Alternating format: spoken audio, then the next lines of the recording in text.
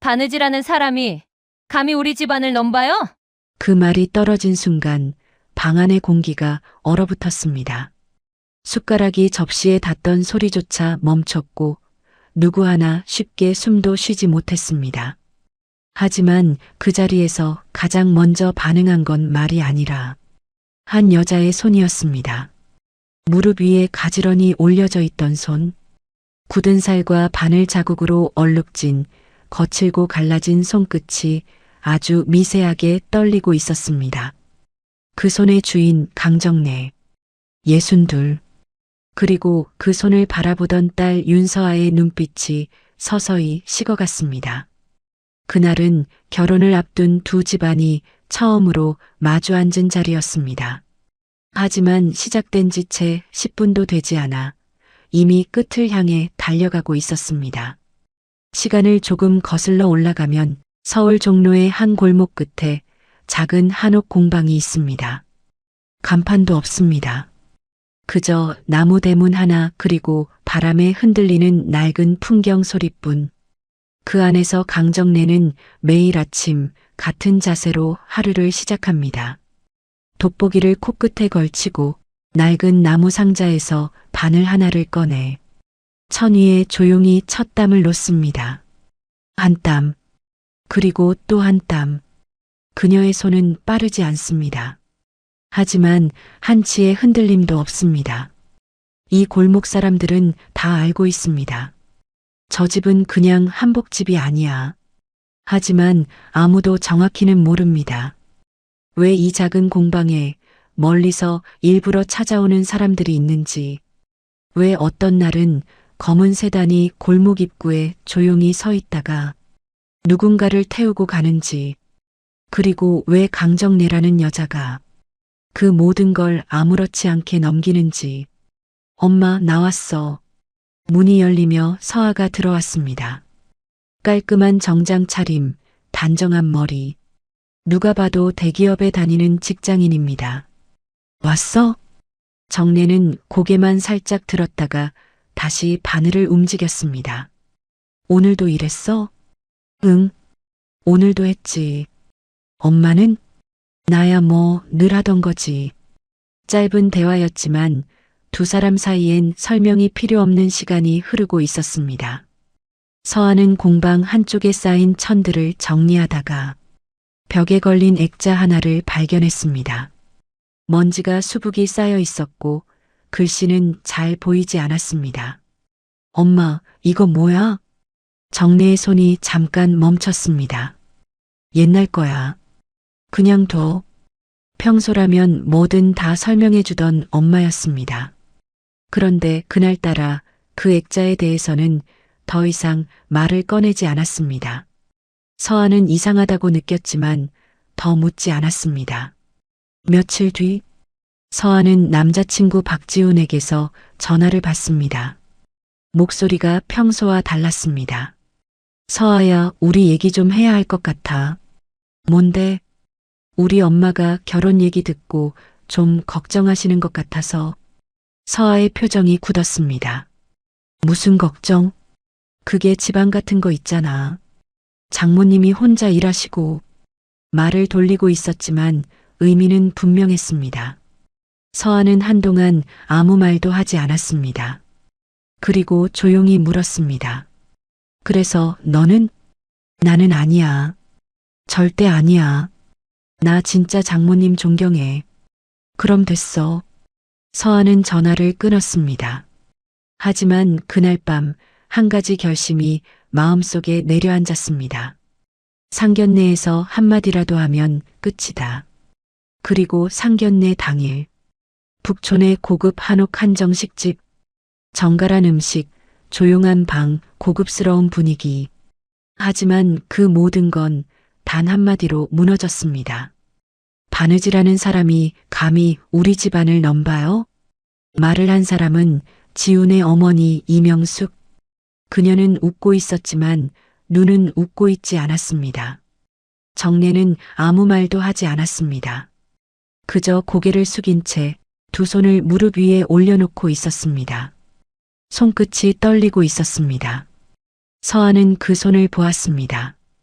어릴 때부터 봐왔던 손, 피가 나도 멈추지 않던 손, 자기를 키운 손, 그 손이 지금 모욕 앞에서 떨고 있었습니다.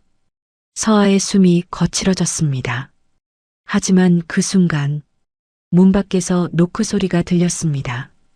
똑똑. 그리고 그 문이 열리면서 이 모든 상황을 완전히 뒤집어 놓을 사람이 들어오게 됩니다. 문이 열리자 방 안의 시선이 한 번에 그쪽으로 쏠렸습니다. 들어온 사람은 50대 중반쯤으로 보이는 남자. 정장 차림에 자세가 단정했고 걸음엔 망설임이 없었습니다. 그는 방 안을 한번 둘러보더니 곧장 한 사람 앞에서 멈춰 섰습니다. 고개를 깊이 숙였습니다. 선생님, 여기 계셨습니까? 그 한마디에 공기가 다시 한번 멈췄습니다. 선생님? 누구도 예상하지 못한 호칭이었습니다. 고개를 숙인 사람은 다름 아닌 강정래. 이명숙의 눈썹이 꿈틀거렸습니다. 지금 뭐라고 하신 거죠? 남자는 고개를 든 뒤 차분하게 대답했습니다. 아, 제가 인사가 늦었습니다. 저는 윤태경이라고 합니다. 전통문화진흥재단에서 일하고 있습니다. 그의 말투는 공손했지만 묘하게 이 자리를 주도하고 있는 사람의 여유가 느껴졌습니다. 이명숙은 피식 웃었습니다. 그래서요? 지금 여기 가족 모임인데 왜 갑자기 들어오셔서? 그때였습니다. 윤태경이 조용히 말을 끊었습니다. 선생님을 찾는 분이 계셔서 급히 모시러 왔습니다. 그는 다시 한번 정례를 향해 고개를 숙였습니다. 오늘 안으로 서류 확인을 꼭 받으셔야 해서요. 서류. 그 단어 하나가 서아의 귀에 꽂혔습니다. 정례는 잠시 눈을 감았다가 떴습니다. 그리고 낮은 목소리로 말했습니다. 지금은 중요한 자리야. 그녀의 목소리는 작았지만 분명했습니다. 하지만 윤태경은 한치도 물러서지 않았습니다. 알고 있습니다. 그래서 더더욱 직접 말씀드려야 할 것 같아서 왔습니다. 그는 잠시 망설이다가 결국 품에서 봉투 하나를 꺼냈습니다. 두툼한 서류 봉투였습니다. 겉에는 아무 표시도 없었지만 종이의 질감부터가 평범하지 않았습니다. 이게 뭔데요? 이번엔 이명숙이 먼저 물었습니다. 목소리엔 이미 짜증이 묻어나 있었습니다. 윤태경은 그녀를 바라보지 않았습니다. 오직 정례만 바라보며 말했습니다. 해외 전시권입니다. 프랑스 쪽에서 선생님 작품을 정식으로 초청하겠다는 의사 전달이 왔습니다. 순간 서아의 눈이 커졌습니다. 프랑스? 하지만 이명숙은 코웃음을 쳤습니다. 요즘은 별별 사기 수법이 다 있네요. 바느질 좀 한다고 해외 전시요?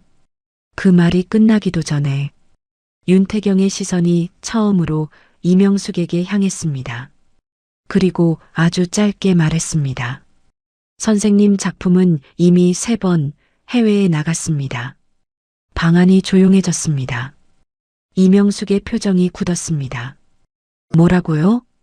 작년에는 도쿄, 그 전에는 밀라노, 그리고 올해는 파리입니다. 그는 봉투에서 서류를 꺼냈습니다. 두툼한 종이, 그리고 금박이 들어간 문장. 누가 봐도 공식 문서였습니다.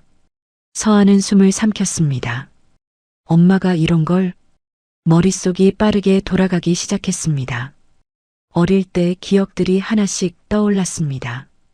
밤새 불 꺼지지 않던 공방, 가끔씩 오던 낯선 외국인들, 그리고 절대 설명해주지 않던 엄마의 표정. 이건 뭔가 잘못된 거 아닙니까? 이번엔 지훈의 아버지, 박성진이 입을 열었습니다. 그는 지금까지 한마디도 하지 않고 상황을 지켜보고 있었습니다. 혹시 동명이인이라든지. 윤태경은 고개를 저었습니다. 아닙니다. 그리고 아주 조용히 한 문장을 덧붙였습니다. 대한민국 전통복식 분야.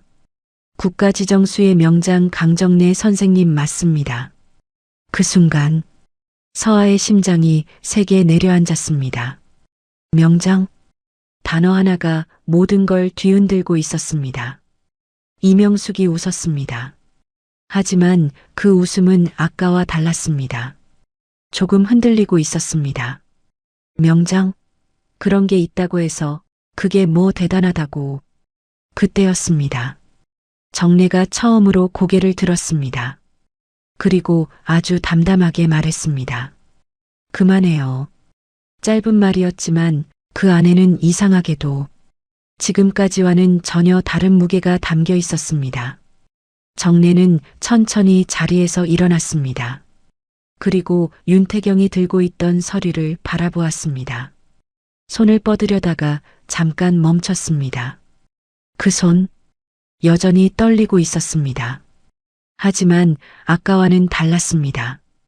부끄러움 때문이 아니라 무언가를 결정하려는 사람의 떨림이었습니다. 서아야. 정례가 딸을 불렀습니다. 서아는 아무 말도 못한 채 엄마를 바라봤습니다. 엄마 지금까지 한 번도 말 안 했지. 응. 굳이 말할 필요 없다고 생각했어. 그녀의 시선이 방 안을 천천히 훑었습니다. 이명숙, 박성진, 지훈. 그리고 다시 딸에게로 돌아왔습니다. 근데 오늘은 아닌 것 같네. 그 순간 윤태경이 조용히 말을 덧붙였습니다. 선생님, 시간 많지 않습니다. 짧은 말이었지만 의미는 분명했습니다. 지금 이 자리에서 선택해야 한다는 것. 정례는 잠시 눈을 감았습니다. 그리고 결국 서류를 받아들었습니다. 그 선택 하나로 이 자리에 있던 모든 사람의 기준이 완전히 무너질 준비를 하고 있었습니다. 정례의 손에 들린 서류. 그 두께보다 더 무거운 건 지금까지 숨겨왔던 시간들이었습니다. 서류를 펼치는 순간 가장 먼저 보인 건 이름이었습니다. 강정래. 그리고 그 아래 대한민국 전통복식 수혜 분야 국가지정 명장. 이명숙의 입술이 굳었습니다. 그게 뭐 그렇게 대단하다고. 말은 그렇게 했지만 시선은 이미 서류에서 떨어지지 않고 있었습니다. 윤태경이 조용히 설명을 이어갔습니다. 명장은 아무나 되는 게 아닙니다. 그의 목소리는 차분했지만 한 문장 한 문장이 방안을 눌렀습니다. 최소 30년 이상 한 분야에서 기술을 쌓고 국가심사를 통과해야 합니다. 그는 서류 한 장을 넘겼습니다. 그리고 전통을 보존하는 수준이 아니라 계승할 수 있는 사람에게만 주어집니다. 서아의 손이 천천히 떨리기 시작했습니다. 30년? 그녀는 계산해 봤습니다. 자기가 태어나기 전부터 엄마는 이미 그 길 위에 있었다는 뜻이었습니다. 그 순간 서아의 머릿속에 한 장면이 떠올랐습니다. 어릴 적 겨울, 난방도 제대로 안 되던 방에서 엄마는 두꺼운 속옷을 입고 밤새 바느질을 하고 있었습니다. 그때 어린 서아가 물었습니다. 엄마, 왜 이렇게까지 해? 정례는 웃으면서 대답했습니다. 이건 그냥 일이 아니야. 그럼 뭐야? 약속이야. 약속? 서아의 눈이 서서히 젖어들었습니다. 이건 또 뭐죠? 박성진이 서류 한 장을 집어들었습니다. 그 종이에는 숫자들이 적혀 있었습니다. 전시 이력, 납품 기록, 그리고 후원 내역. 이건 기부 내역인데요. 그의 목소리가 낮아졌습니다. 윤태경이 고개를 끄덕였습니다. 맞습니다. 이 금액 다 개인 이름으로 되어 있는데 그는 다시 한번 확인했습니다. 강정래. 방 안의 공기가 다시 한번 뒤틀렸습니다. 이명숙이 결국 참지 못하고 말했습니다. 아니, 이게 다 뭐예요, 지금. 그냥 바느질하는 분 아니었어요? 그때였습니다. 정례가 천천히 입을 열었습니다. 맞아요. 모두의 시선이 그녀에게 쏠렸습니다. 나 바느질하는 사람이에요. 잠깐의 정적. 그리고 이어진 한 문장. 평생 그거 하나로 살았어요. 그녀의 목소리는 담담했습니다. 하지만 그 안에는 설명할 수 없는 무게가 있었습니다. 남편 없이 애 키우면서 할 줄 아는 게 그거밖에 없어서 시작했어요. 서아의 눈물이 떨어졌습니다. 처음 듣는 이야기였습니다. 처음엔 그냥 먹고 살려고 했어요. 정래의 시선이 어딘가 먼 곳을 향했습니다. 근데 어느 순간부터 이게 그냥 일이 아니게 되더라고요. 윤태경이 조용히 말을 이어받았습니다. 선생님은 침선 기술을 복원하신 분입니다. 이명숙이 인상을 찌푸렸습니다. 그게 뭔데요 또? 사라질 뻔했던 전통 바느질 방식입니다. 그의 말은 짧았지만 그 의미는 결코 가볍지 않았습니다. 선생님이 아니었으면 지금 남아있지 않았을 기술입니다. 서아는 더 이상 버티지 못하고 고개를 숙였습니다. 눈물이 바닥으로 떨어졌습니다. 근데 이명숙이 다시 입을 열었습니다. 이번엔 목소리가 조금 낮아져 있었습니다. 그렇게 대단하면 왜 말을 안 했어요? 그 질문에 정래는 잠시 아무 말도 하지 않았습니다. 그리고 아주 천천히 대답했습니다. 말해서 뭐가 달라져요? 그 한 문장, 그 어떤 설명보다도 강하게 방 안의 모든 사람을 멈춰 세웠습니다. 내가 뭘 했는지보다 사람들이 뭘 보고 판단하는지가 더 중요하잖아요. 그녀의 시선이 이명숙을 향했습니다. 오늘처럼 이명숙의 얼굴이 붉어졌습니다. 하지만 아무 말도 하지 못했습니다. 그때 서아가 자리에서 일어났습니다. 의자가 뒤로 밀리는 소리가 크게 울렸습니다. 엄마. 그녀의 목소리가 떨리고 있었습니다. 왜 나한테도 안 말했어? 정래는 딸을 바라봤습니다. 그리고 아주 조용히 웃었습니다. 너는 몰라도 괜찮았어. 그 말에 서아의 눈물이 멈추지 않았습니다. 나는 내가 그냥 나를 엄마로만 보면 됐거든.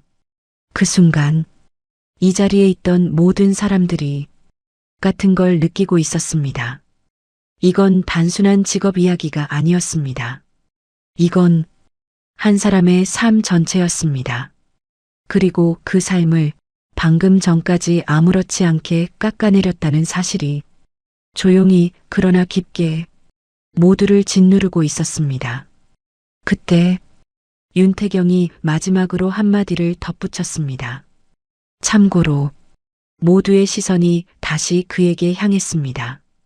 선생님 작품 지금 청와대에 납품되어 있습니다.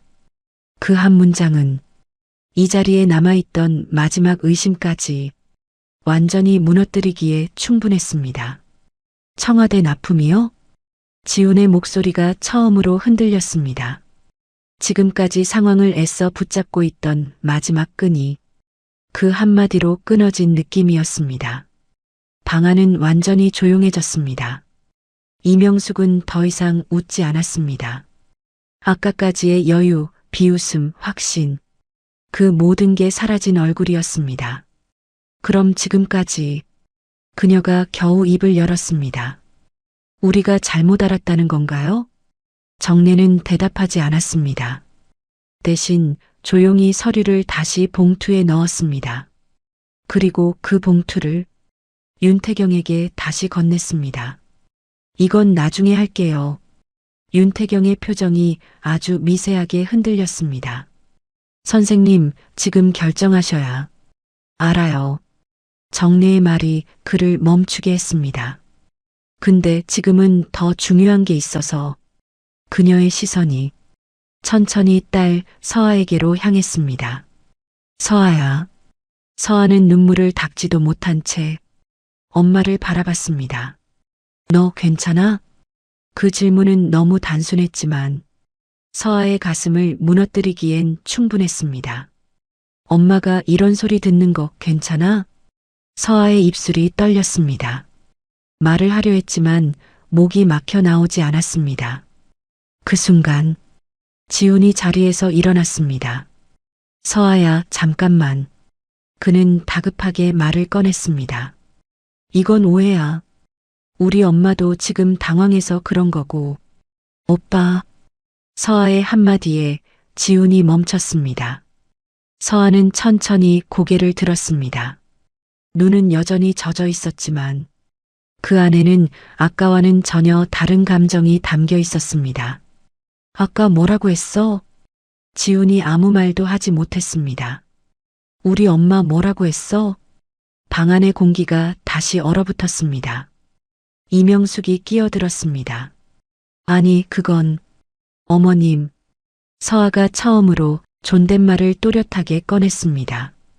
그 말 취소하실 수 있으세요? 이명숙의 입이 굳었습니다. 바느질하는 사람이 감히. 그 말이요. 몇 초의 정적. 그건 내가 상황을 몰라서. 그럼 지금은 아세요? 서아의 말이 끊어냈습니다. 이명숙은 아무 대답도 하지 못했습니다. 서아는 고개를 끄덕였습니다. 마치 이미 답을 들은 사람처럼. 알겠어요. 그녀는 아주 차분하게 말했습니다. 그럼 저도 정리할게요. 지훈의 얼굴이 하얗게 질렸습니다. 서아야, 설마. 우리 결혼 못할 것 같아요. 그 말이 떨어진 순간 모든 게 끝났습니다. 야, 잠깐만. 이게 그렇게까지 할 일이야. 지훈의 목소리가 높아졌습니다. 우리 둘 문제잖아. 부모님이 좀 실수한 걸로. 실수요? 서아가 웃었습니다. 하지만 그 웃음은 전혀 웃는 얼굴이 아니었습니다. 사람을 무시한 게 실수예요? 지훈이 말을 잃었습니다. 직업으로 사람을 판단한 게 실수예요? 그녀의 목소리가 점점 낮아졌습니다. 하지만 그만큼 더 깊게 파고들었습니다. 그럼 결혼하고 나서도 비슷한 일 있으면 또 실수겠네요. 지훈은 아무 말도 하지 못했습니다. 그때 정래가 조용히 말했다. 그만해. 서아가 엄마를 바라봤습니다. 정래는 천천히 고개를 저었습니다. 그만해도 돼. 그녀의 표정은 이상하게도 아주 평온했습니다. 엄마는 괜찮아. 서아의 눈물이 다시 쏟아졌습니다. 나는 안 괜찮아. 그녀의 말이 무너졌습니다. 엄마가 이런 취급받는 거. 그때 정래가 천천히 손을 들어 서아의 손을 잡았습니다. 거칠고 굳은 살 박힌 손. 하지만 그 손은 지금까지 그 어떤 순간보다 따뜻했습니다. 그래서 더 괜찮아. 서아가 고개를 들었습니다. 내가 이렇게 말해줘서. 그 한마디에 서아의 표정이 완전히 무너졌습니다. 그 순간 이 자리에서 가장 조용했던 사람, 박성진이 자리에서 일어났습니다. 우리가 실례를 했습니다. 그는 정래를 향해 고개를 숙였습니다. 늦었지만 사과드립니다. 이명숙이 놀란 얼굴로 남편을 쳐다봤습니다. 여보, 지금 뭐하는? 당신도 하세요. 짧고 단호한 말. 이명숙의 입이 떨렸습니다. 하지만 결국 그녀도 고개를 숙였습니다. 죄송합니다. 그 사과는 늦었고 짧았고 그리고 이미 돌이킬 수 없었습니다. 서아는 아무 말도 하지 않았습니다. 그저 엄마의 손을 더 꽉 잡았습니다. 그리고 그 손을 놓지 않은 채 그 자리를 떠났습니다. 문을 나서는 순간 밖의 공기가 다르게 느껴졌습니다. 서아는 한 걸음 한 걸음 천천히 걸었습니다. 손에는 여전히 엄마의 손이 잡혀 있었습니다. 아무 말도 하지 않았지만 둘 사이엔 충분한 대화가 오가고 있었습니다. 골목 입구에 다다랐을 때 서아가 먼저 멈췄습니다. 엄마. 정래가 고개를 돌렸습니다. 나 몰랐어. 짧은 한마디. 하지만 그 안에는 미안함, 놀람, 그리고 조금의 원망까지 섞여 있었습니다. 정래는 아무 말도 하지 않았습니다. 그저 조용히 딸을 바라봤습니다. 왜 말 안 했어? 서아의 눈이 다시 젖어들었습니다. 이렇게까지 대단한 사람이면서 그 순간 정래가 아주 작게 웃었습니다. 대단한 사람 아니야. 아니야. 서아가 바로 고개를 저었습니다. 나 오늘 다 들었어. 명장 해외 전시 청와대 납품. 그녀의 목소리가 떨렸습니다. 그게 어떻게 안 대단해. 잠깐의 침묵. 그리고 정래가 아주 천천히 입을 열었습니다. 서아야. 응. 엄마가 제일 무서운 게 뭔지 알아? 서아가 고개를 들었습니다. 정래의 눈빛은 평소와 달랐습니다. 조용했지만 깊었습니다. 사람들이 나를 다르게 보는 거야. 서아가 아무 말도 하지 못했습니다. 명장이라서 대단하다고 해서 그 순간부터 나를 다른 사람처럼 대하는 거. 그녀는 잠시 하늘을 올려다봤습니다. 엄마는 그냥 바느질하는 사람이야. 그 한 문장. 그걸로 충분했어. 서아의 눈물이 다시 흘러내렸습니다. 근데 오늘은 아니었어. 정래의 시선이 딸에게 돌아왔습니다. 오늘은 그걸로 부족하더라. 서아의 입술이 떨렸습니다. 그래서 처음으로 꺼냈어. 그녀의 말은 조용했지만 그 무게는 결코 가볍지 않았습니다. 너 때문에. 그 한마디에 서아의 눈물이 터졌습니다. 엄마. 그녀는 더 이상 말을 이어갈 수 없었습니다.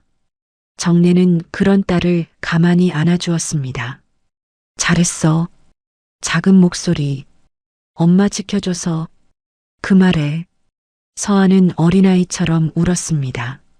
그날 이후 종로의 작은 한옥 공방. 예전과 똑같이 문은 열려 있고 바람 소리는 그대로였습니다. 하지만 달라진 게 하나 있었습니다. 문 앞에 작은 나무 팻말이 하나 놓여 있었습니다. 수의 명장 강정래 공방. 누군가 일부러 붙인 것도 아니고 거창한 간판도 아니었습니다. 그저 조용히 있는 그대로.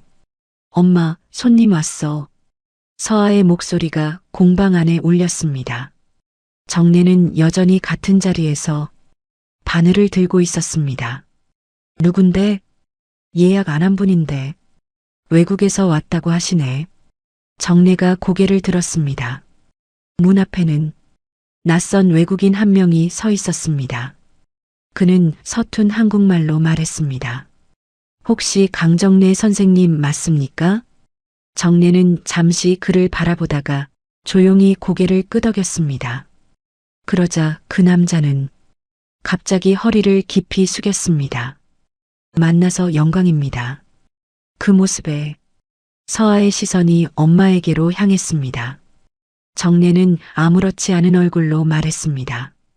들어오세요. 그리고 다시 바늘을 들었습니다. 한 땀, 그리고 또 한 땀. 세상은 여전히 시끄럽고 사람들은 여전히 쉽게 판단합니다. 하지만 어떤 사람들은 그 소리와 상관없이 자기 자리를 지키며 살아갑니다. 조용하게, 묵묵하게, 그리고 단단하게. 사람의 가치는 남이 부르는 이름이 아니라 스스로 쌓아온 시간으로 증명된다. 오늘 이야기가 즐거우셨다면 구독과 좋아요, 알림 설정까지 부탁드립니다. 여러분의 작은 응원이 더 깊은 이야기를 만드는 큰 힘이 됩니다. 지금 화면에 나오는 이야기 한 편에 다른 이야기도 함께 해주세요. 감사합니다. 뭘 잘했다고 울어? 제사상 앞에서 부정타게. 맞을 짓 했으면 맞아야지. 그 말이 끝나자마자 짝! 살을 때리는 소리가 거실을 찢어 놓았다. 지안의 얼굴이 옆으로 크게 돌아갔다. 순간 귀에서 웅 하는 소리가 울렸다. 제사상 앞이었다. 향 냄새와 기름 냄새가 뒤섞인 그 자리에서 온 가족이 지켜보고 있었다. 입술 끝이 찢어졌다. 따뜻한 피가 천천히 흘러내렸다. 하지만 아무도 움직이지 않았다. 그 누구도. 지아는 고개를 천천히 들었다. 눈앞에 서 있는 사람은 신우이 혜진이었다. 손바닥을 툭툭 털며 말했다. 울긴 왜 울어? 부정타게. 그 말에 시어머니 순자가 낮게 웃었다. 내가 아주 잘 때렸다. 그 순간 지안의 심장이 내려앉았다. 그리고 마지막으로 남편을 봤다. 민철은 소파에 기대 앉은 채 지안을 짜증 섞인 눈으로 내려다보고 있었다. 그러게 왜 누나 성질을 건드려. 지안의 손이 미세하게 떨렸다. 입술에서 떨어진 피가 바닥에 떨어졌다. 툭 하는 소리가 유난히 크게 들렸다. 그런데 이상하게도 아픔은 느껴지지 않았다. 그보다 더 선명하게 느껴지는 건 하나뿐이었다. 아, 나는 여기서 사람 취급을 한 번도 받은 적이 없구나. 그날 제사는 아무 일도 없다는 듯 계속됐다. 술잔이 오갔고 웃음소리가 터졌다. 요즘 애들은 참 버릇이 없어. 그러니까 맞지. 지안이 바로 옆에 있는데도 그들은 아무렇지 않게 말했다. 지안은 말없이 쏟아진 국물을 닦고 있었다. 손끝이 떨렸다. 몸이 점점 식어갔다. 하지만 아무도 그걸 보지 않았다. 아니, 보지 않는 척했다. 밤이 되었다. 손님들이 다 돌아가고 집안이 조용해졌을 때 지아는 혼자 부엌에 남아 있었다. 설거지통에는 기름기 묻은 그릇이 산처럼 쌓여 있었다. 평소 같았으면 말없이 고무장갑을 끼고 하나씩 닦았을 것이다. 하지만 그날은 달랐다. 지아는 한참 동안 아무것도 하지 않고 서 있었다. 물소리도 냉장고 돌아가는 소리도 모두 멀게 느껴졌다. 그리고 아주 천천히 수도꼭지를 잠갔다. 손에 묻은 물이 바닥으로 떨어졌다. 툭툭. 그 소리가 유난히 크게 들렸다. 지아는 고개를 들었다. 거실을 바라봤다. 조금 전까지 웃고 떠들던 자리, 자신을 때리고 욕하고 무시하던 사람들, 그 모든 풍경이 이상하게 낯설게 느껴졌다. 마치 남의 집을 보고 있는 것처럼. 그 순간이었다. 지안의 입가에 아주 희미한 미소가 스쳤다. 슬퍼서도 억울해서도 아니었다. 완전히 식어버린 사람의 표정이었다. 그래, 여기까지네. 작게 중얼거렸다. 그날 밤 지아는 방으로 들어갔다. 옷장을 열었다. 그리고 작은 가방 하나를 꺼냈다. 평소 여행도 가지 않던 그녀가 유일하게 가지고 있던 가방이었다. 지아는 아무 말 없이 옷을 몇 벌 넣었다. 그리고 잠시 멈췄다. 침대 밑을 바라봤다. 손을 넣어 무언가를 꺼냈다. 낡은 노트북이었다. 겉면이 닳아 있었지만 지아는 그것을 조심스럽게 닦았다. 그리고 가방 안에 넣었다. 그 행동은 마치 오랫동안 준비해온 사람처럼 망설임이 없었다. 문을 나서기 직전 지아는 마지막으로 방 안을 둘러봤다. 20년, 그 긴 시간이 이 방 안에 고스란히 남아 있었다. 참았던 시간, 견뎌낸 시간, 무너졌던 시간. 하지만 이상하게도 눈물은 나오지 않았다. 대신 아주 또렷한 생각이 떠올랐다. 이제 끝낼 시간이다. 현관으로 나왔다. 거실은 어두웠다. 소파 위에는 민철이 코를 골며 자고 있었다. 술 냄새가 진하게 풍겼다. 지아는 잠시 그를 바라봤다. 그리고 아무 감정 없이 고개를 돌렸다. 신발을 신었다. 문고리를 잡았다. 그때였다. 지안의 손이 잠깐 멈췄다. 그리고 아주 천천히 입을 열었다. 이제 내가 버린다. 누구에게도 들리지 않을 작은 목소리였다. 문이 닫혔다. 쾅! 그 소리는 크지 않았지만 지안의 인생에서는 가장 큰 소리였다. 그들은 아직 모른다. 지안이 지난 10년 동안 단 한 번도 빠짐없이 기록해온 것들을, 그들이 쓴 돈, 그들이 숨긴 돈, 그들이 망가뜨린 돈, 그리고 그 모든 걸 이용해 지안이 만들어낸 것까지. 지안은 빈손으로 나간 것이 아니었다. 문이 닫히고 나서야 지안은 숨을 내쉬었다. 차가운 밤 공기가 폐 깊숙이 들어왔다. 손이 떨리고 있었다. 하지만 그 떨림은 두려움이 아니었다. 오히려 오래 눌러왔던 무언가가 풀려나오는 느낌이었다. 지안은 천천히 걸었다. 그리고 길가에 멈춰섰다. 가방에서 휴대폰을 꺼냈다. 잠시 화면을 바라보다가 어떤 앱을 열었다.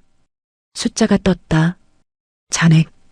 그 금액을 확인한 순간 지안의 눈빛이 완전히 달라졌다. 이 정도면 충분해. 작게 중얼거렸다.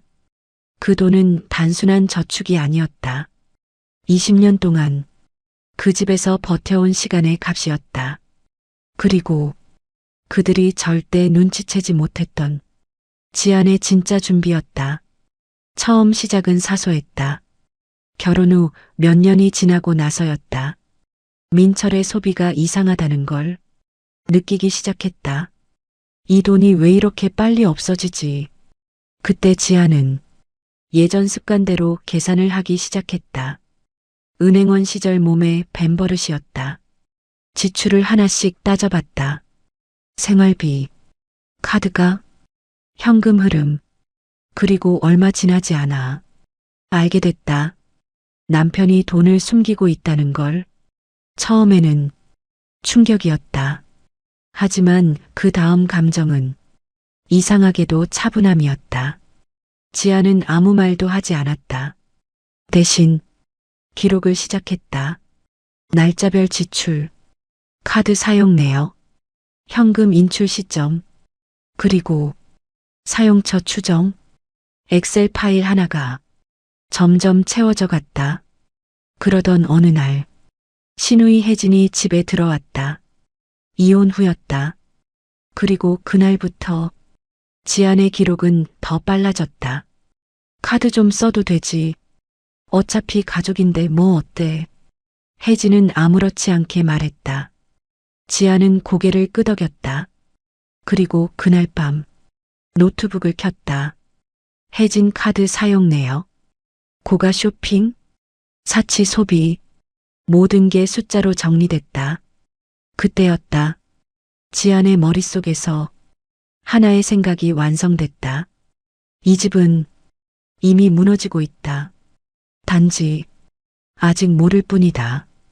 그날 이후 지안은 완전히 달라졌다. 겉으로는 여전히 말없이 일하는 며느리였다. 하지만 속은 아니었다. 생활비를 맡게 되었을 때 지안은 일부를 따로 관리하기 시작했다. 아주 작은 금액부터였다. 몇천 원, 몇만 원, 아무도 눈치채지 못할 수준이었다. 그리고 시간이 지나자 그 금액은 점점 커졌다. 남편이 대출을 받을 때마다 발생하는 수수료 구조, 시어머니가 숨겨놓은 계좌, 혜진이 남긴 카드 빚의 흐름. 지안은 모든 것을 연결했다. 그건 단순한 절약이 아니었다. 철저한 설계였다. 그리고 10년, 지안의 노트북 안에는 하나의 완벽한 그림이 완성되어 있었다. 수입 구조, 지출 패턴, 부채 흐름, 그리고 붕괴 시점 예측. 지안은 알고 있었다. 이 집이 언제 무너질지, 그리고 그 전에 자신이 빠져나가야 한다는 것도. 현재 지안은 길 위에 서 있었다. 하지만 표정은 조금도 흔들리지 않았다. 그 시각 집안에서는 난리가 났다. 야, 정지안 어디 갔어? 민철이 술이 덜 깬 목소리로 소리쳤다. 방을 뒤지고 화장실을 열어보고 결국 거실에 나왔다.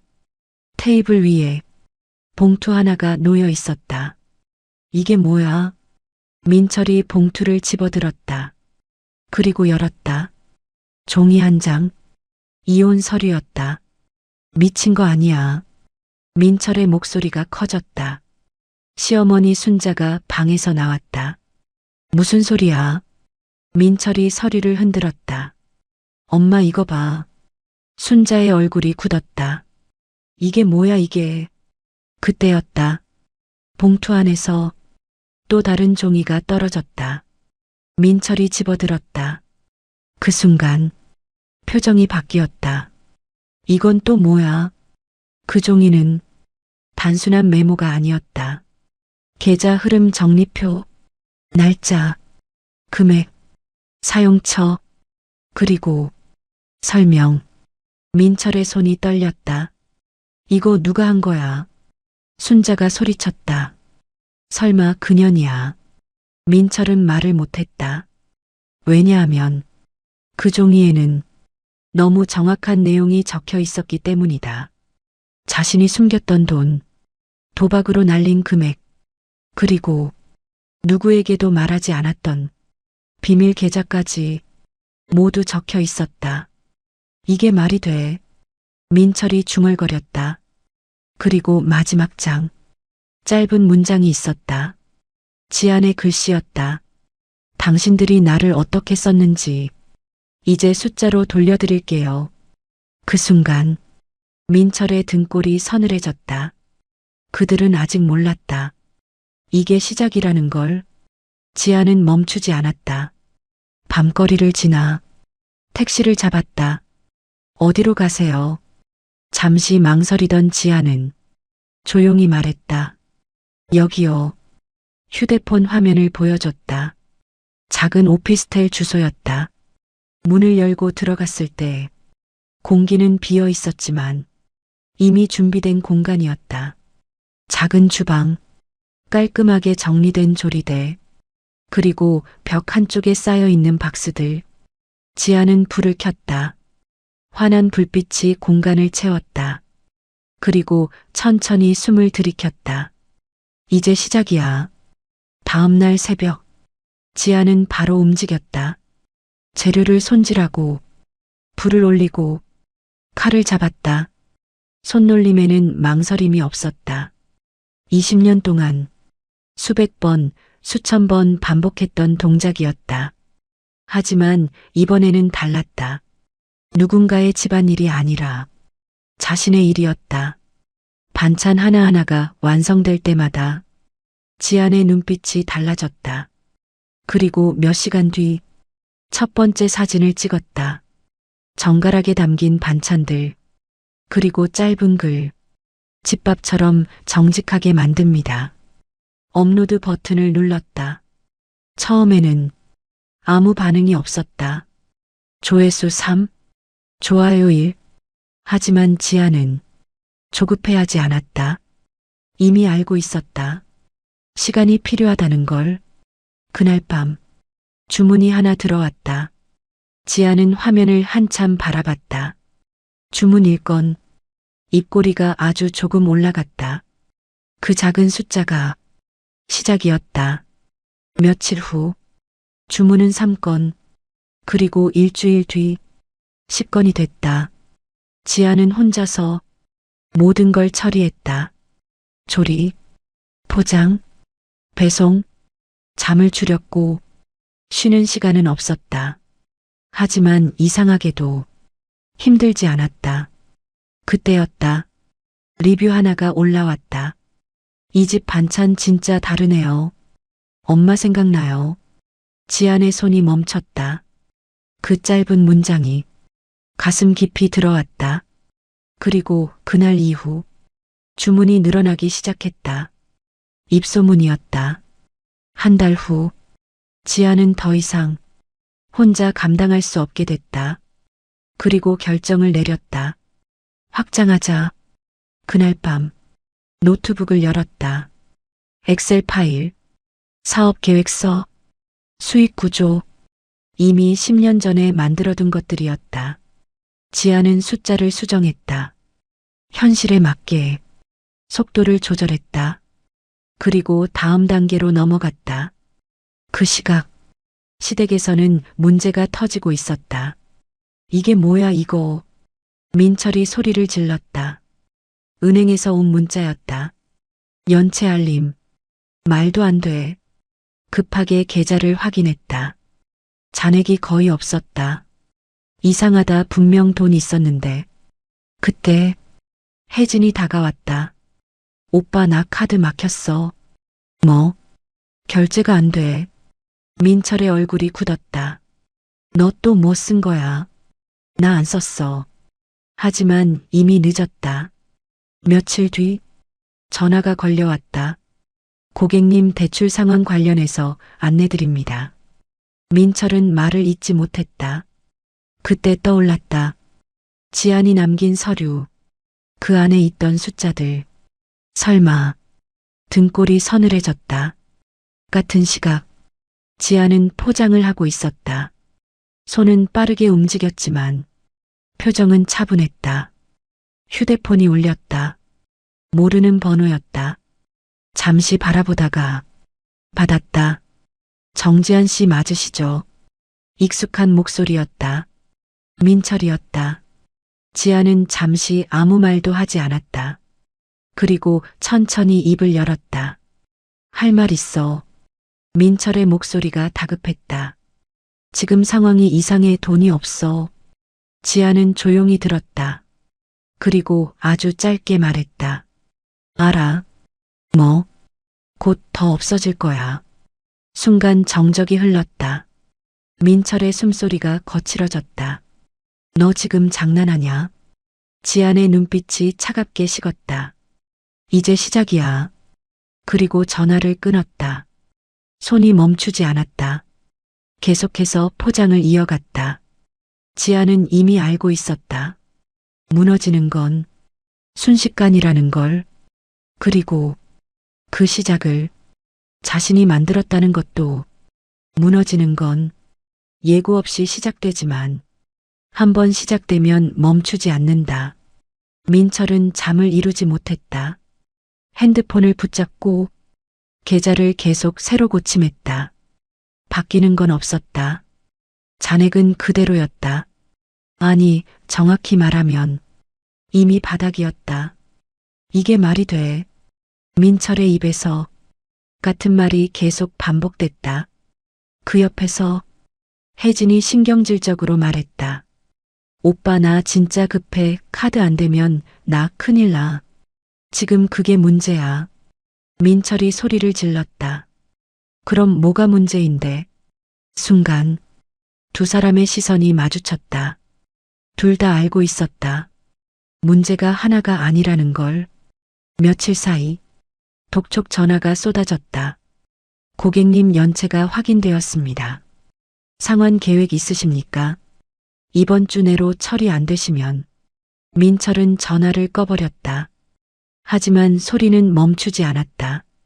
현관 초인종, 문 두드리는 소리. 계십니까? 순자의 얼굴이 창백해졌다. 누구야 저 사람들. 민철은 대답하지 못했다. 그때 혜진이 갑자기 소리쳤다. 이거 그년 때문이야. 순자가 눈을 부릅떴다. 그게 무슨 말이야? 지안 그년이 뭔 짓 한 거야 분명해. 민철의 손이 굳었다. 머릿속에 그 문장이 떠올랐다. 곧 더 없어질 거야. 식은땀이 흘렀다. 그 시각 지안의 주방은 완전히 달라져 있었다.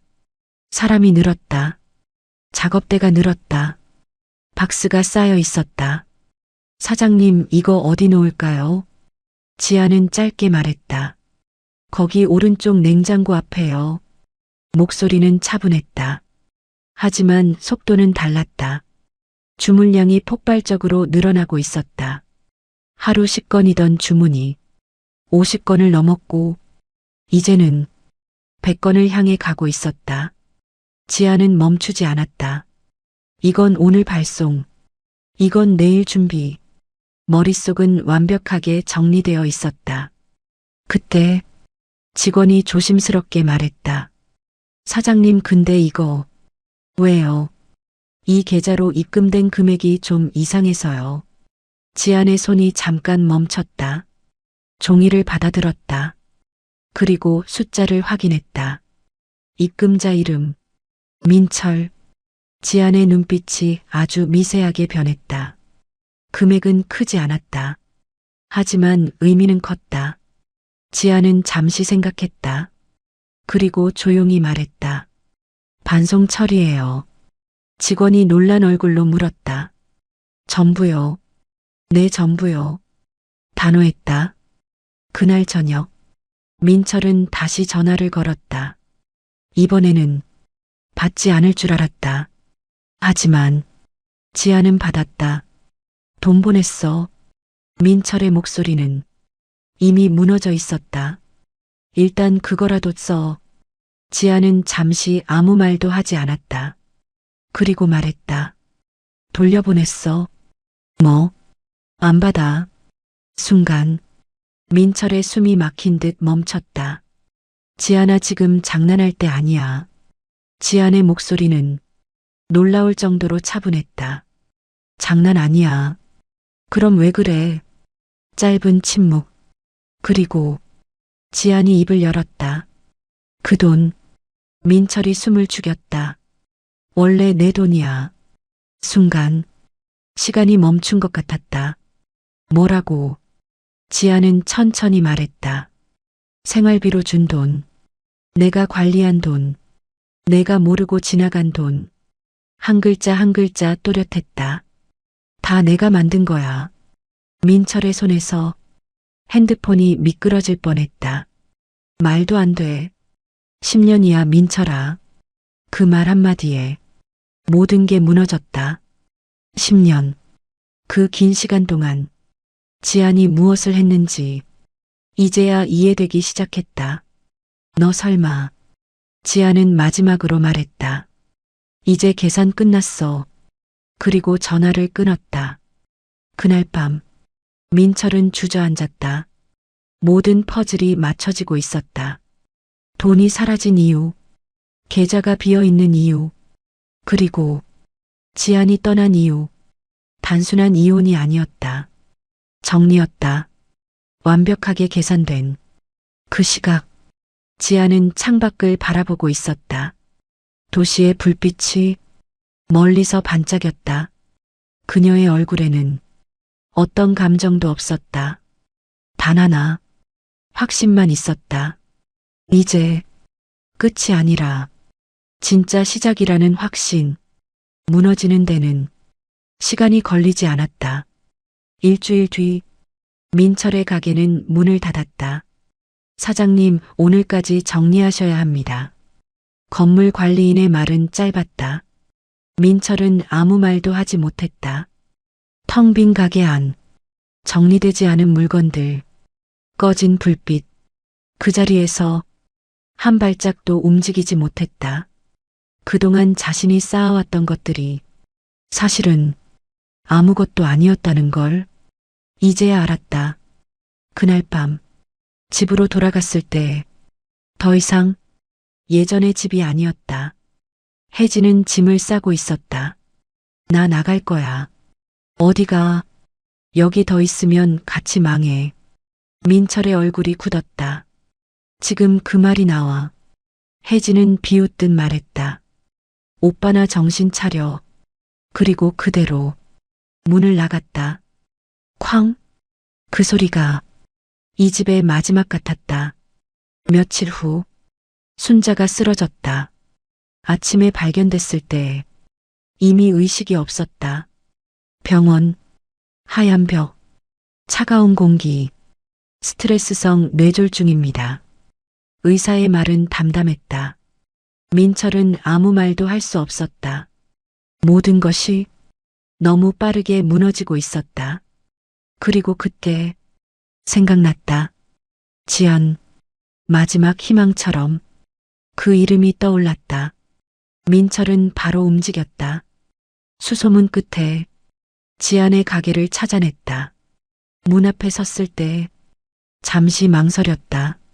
안에서는 밝은 목소리가 들렸다. 네, 오늘 배송 나갑니다. 조금만 기다려주세요. 그 목소리는 예전과 완전히 달랐다. 민철은 문을 열었다.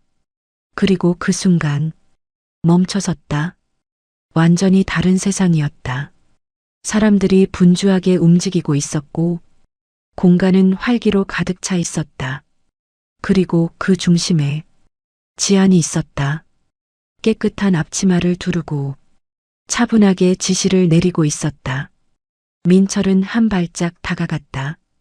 지안아. 지안이 고개를 들었다. 눈이 마주쳤다. 하지만 그 눈에는 아무 감정도 없었다. 낯선 사람을 보는 눈이었다. 할 말 있어. 민철의 목소리는 떨리고 있었다. 지안은 잠시 직원들을 바라봤다. 잠깐 쉬었다 하세요. 사람들이 자리를 비웠다. 공간에 조용함이 내려앉았다. 민철이 입을 열었다. 엄마 쓰러졌어. 지안의 표정은 변하지 않았다. 그래서 지금 병원인데 말을 잇지 못했다. 지안은 가만히 바라봤다. 나 혼자 감당이 안 돼. 그 말이 공기를 무겁게 만들었다. 오랜 침묵. 민철은 고개를 숙였다. 부탁할게. 그 한마디였다. 20년 동안 단 한 번도 하지 않았던 말. 부탁. 지안은 천천히 숨을 들이켰다.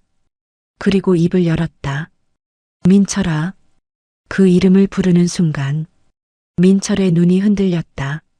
하지만 이어진 말은 그가 기대한 것이 아니었다. 나는. 지안의 목소리는 조용했지만 아주 또렷했다. 20년 동안 부탁하고 살았어. 민철의 몸이 굳었다. 한 번만 도와달라고. 한 번만 내 편 들어달라고. 한 번만 사람처럼 대해달라고. 말 하나하나가 공간을 눌렀다. 근데 너희는. 지안의 눈빛이 완전히 식었다. 한 번도 안 했어. 침묵. 민철의 눈에 눈물이 맺혔다. 지안아 나는. 지안이 손을 들었다. 말을 막았다. 그리고 마지막으로 말했다. 이제 와서. 잠시 멈췄다. 그리고 아주 천천히. 왜 나야? 그 질문에 민철은 아무 말도 할 수 없었다. 입이 열렸다가 다시 닫혔다. 대답할 수 없었다. 왜냐하면 정답을 알고 있었기 때문이다. 지안은 고개를 끄덕였다. 그래. 그리고 돌아섰다. 몇 걸음 걷다가 멈췄다. 민철은 마지막 희망처럼 그 등을 바라봤다. 그때 지안이 말했다. 국물 한 방울도 없어. 그 한마디였다. 완전한 끝. 민철의 다리가 풀렸다. 그 자리에 주저앉았다. 지안은 뒤돌아보지 않았다. 다시 자신의 자리로 돌아갔다. 작업 계속할게요. 직원들이 움직이기 시작했다. 소리가 다시 살아났다. 삶이 돌아가고 있었다. 지안의 삶이었다. 과거는 완전히 끝났다. 그리고 지안은 알고 있었다. 복수? 무너뜨리는 게 아니라 돌아보지 않는 거라는 걸. 그날 이후 지안은 단 한 번도 그들을 떠올리지 않았다. 진짜 인생은 그때부터 시작됐으니까.